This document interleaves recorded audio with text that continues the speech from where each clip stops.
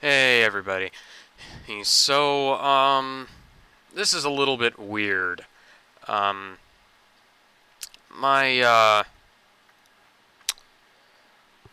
well, somehow I managed to lose, uh, an hour and 17 minutes worth of commentary today on these videos because, like an idiot, I didn't, I didn't bother checking the hypercam settings to see if Hypercam was actually set up to record audio from microphone. No. That I didn't catch that until when I was trying to process the video.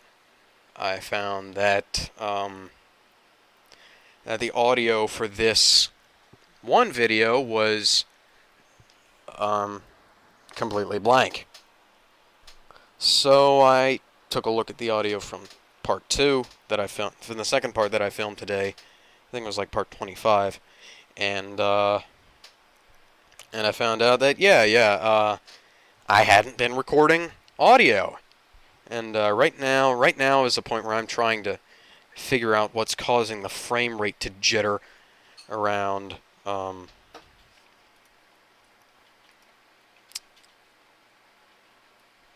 That was a little weird.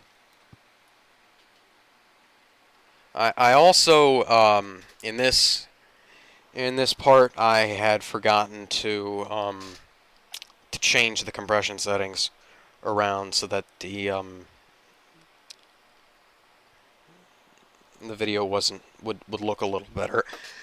And that leads to some fuzziness in the video.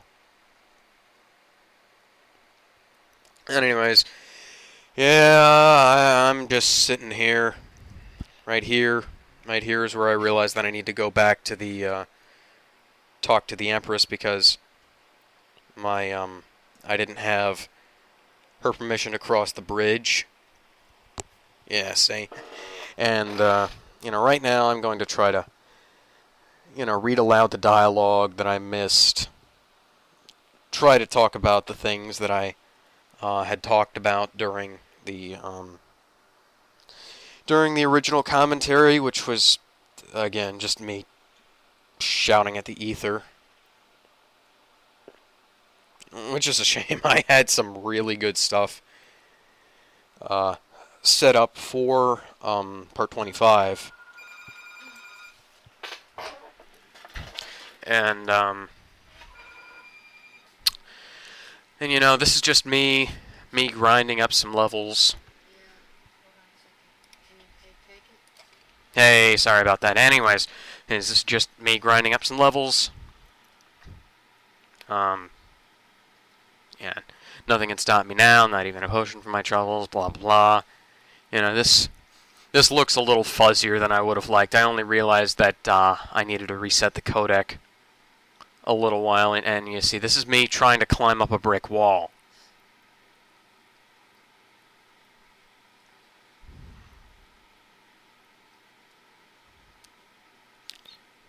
And this is me knowing that I needed to skip through everything here as quickly as possible because I'd already done it. And this is the frame rate jittering, and then this is me, I'm saying, at this point I was saying, well, I need to try and find a place with supplies before I leave, and try and find an inn. Like an idiot, I didn't realize the inn was right up there. Because, it's been a while since I played the game, and then there's this, then there's me saving, and that's my Dragon Ball Z wallpaper.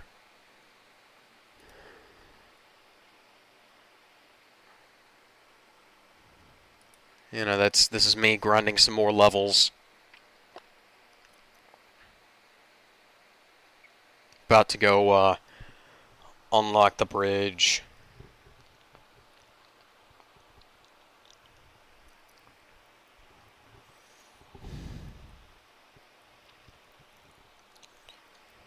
just some combat. Remembering to use the skills. Using the nuclear fire.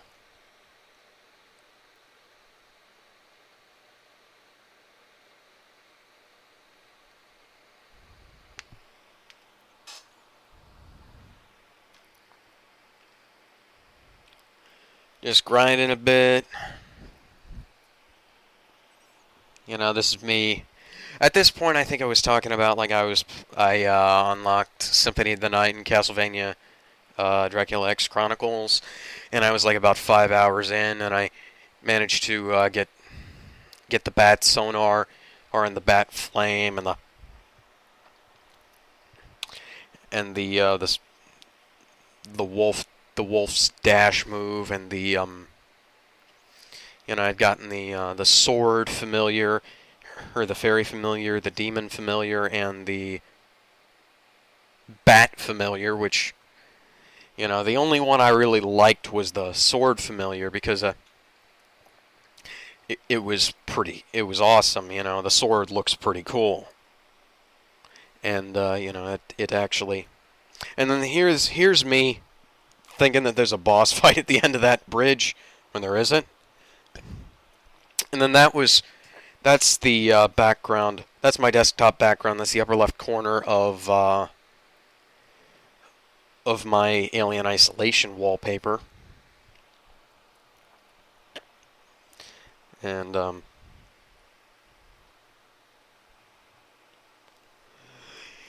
here's me going over to the bridge to try and grind some levels. And I've been just talk about Symphony of the Night. Right now I'm like at about 5.5 hours in, and I'm just running around, exploring, collecting items, doing stuff, trying to find everything, trying to get all the upgrades, beat all the bosses that I can, I'm just messing around. And, as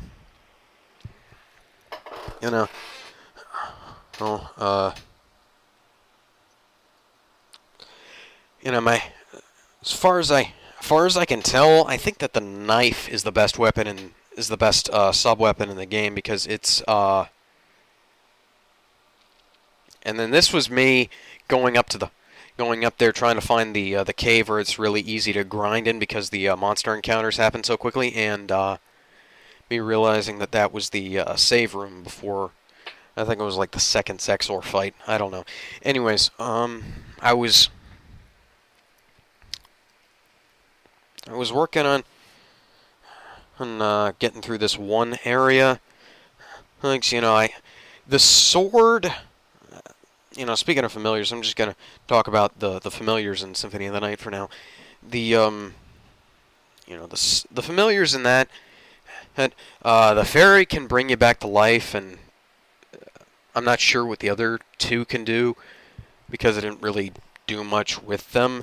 But the sword really helped me out in the succubus boss fight, because when she duplicates herself, the sword will spin around and take out two duplicates at once. And that really saves on health and stuff. And I was actually able to get past the succubus boss fight in one go, unlike most of the other boss fights where I had to go at least twice to find out, figure out the pattern and figure out how they moved and what to do. But at that point, I was able to, I had the sword with me, so the sword would go up, spin around, take out two at once, and then the sword would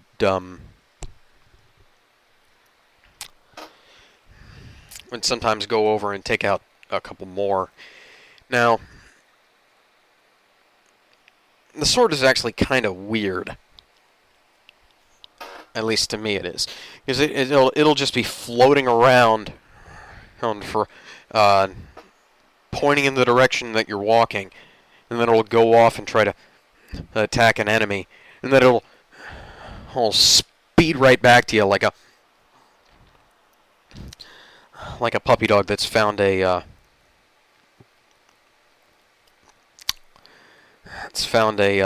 ball or a bone that it wants you to toss. Not like my dog. My dog Hug plays keep away with the ball. Anyways, I should probably stop using anyways to transition between topics. But however that goes, let's just this is me grinding. In fact, most of this part and most of the first couple of minutes of the next part is just me grinding up some levels.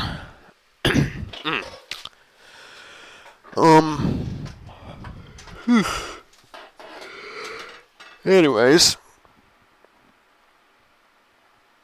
Well, moving on to a different topic. I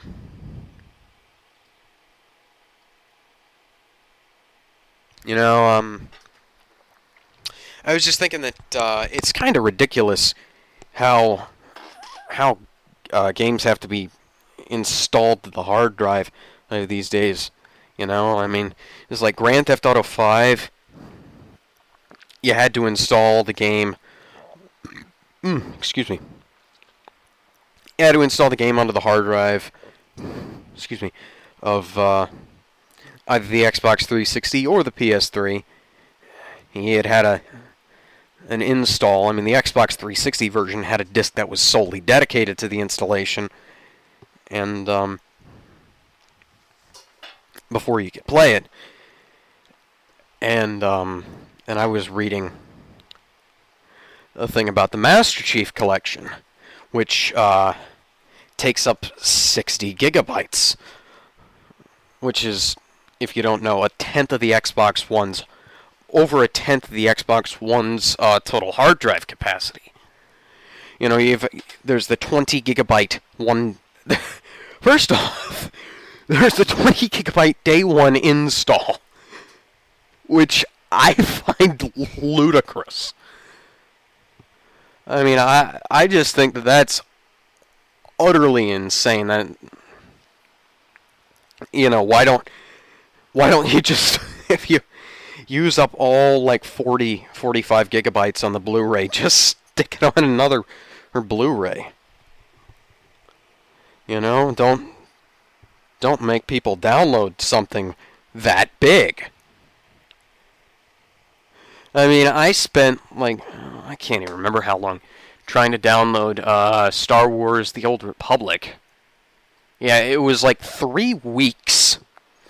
It took me 3 weeks of constant downloading to get all the updates for that game installed. And it took me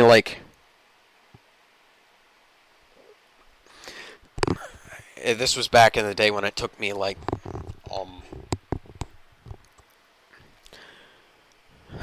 would take a day and a half to download a file that was a couple of hundred megabytes. But yeah, it took a while to install, and I had to call up BioWare and say, hey, this was back before it went free to play, and I called them up and said, hey, my free trial is expiring, even though I'm downloading the game, and I haven't actually played the game yet. So they renewed it. I didn't play more than 2 days of it anyways, is because as I've beaten repeatedly into the ground, the game tried to eat my GPU. It messed with it something terrible. When I saved some screenshots and I took some video of it, and it looked perfectly fine on the video. like the there's some frame rate issues here, but it took some. I wasn't like taking a video of the monitor like I do with the with console games. I actually pulled up Hypercam and recorded that, and I also took some screenshots and saved them, and then I restarted my computer, and I looked at the screenshots, and it wasn't messed up or anything. So I called up Byron, and they had no idea what was going on. So, well, anyways, that's gotten completely off a topic, but anyways, for some reason, you gotta install all 45 gigabytes of the Blu-ray disc that the Master Chief Collection comes on to the hard drive. Why even release it on a disc if you're going to make people do that? I mean, that's like... I mean, I know that it's like a remaster or a high-definition remake, literally a high-definition remake of Halo 2, and some tweaks for Halo Combat Evolved, and which was the anniversary edition of Combat Evolved, which was the last HD port of Halo, and then some tweaks for Halo 3 and 4. But the Metal Gear Solid HD collection comes on 2 DVDs, and had 3 games and a... Oh crap! The videos. Not. Yeah, it had 3 games and the. Trying to find the place where I was. I can't remember. Anyways, I'll just cut this off when it becomes like 17 minutes. Oh, it is 17 minutes. Wonderful. Well, so I guess the video's already ended. And I'm just talking out loud. Well, of course I'm talking out loud, but, I'm talking to like thin air. To a black screen, but, Oh, anyways. The Metal Gear Solid HD collection was 3 games, 5 if you count Metal Gear and Metal Gear 2. And, sorry about that. Anyways, it came on 2 DVDs. And the Devil May Cry HD collection was 3 games. 4 DVD 5s, 4 5GB DVDs, on a single like 9 GB DVD. And you wouldn't necessarily think that something like that would take up that much space, but it does for some reason, and I don't like it. I don't like having to install a game. I mean, I spent like a half hour waiting for Alien Isolation to install. And,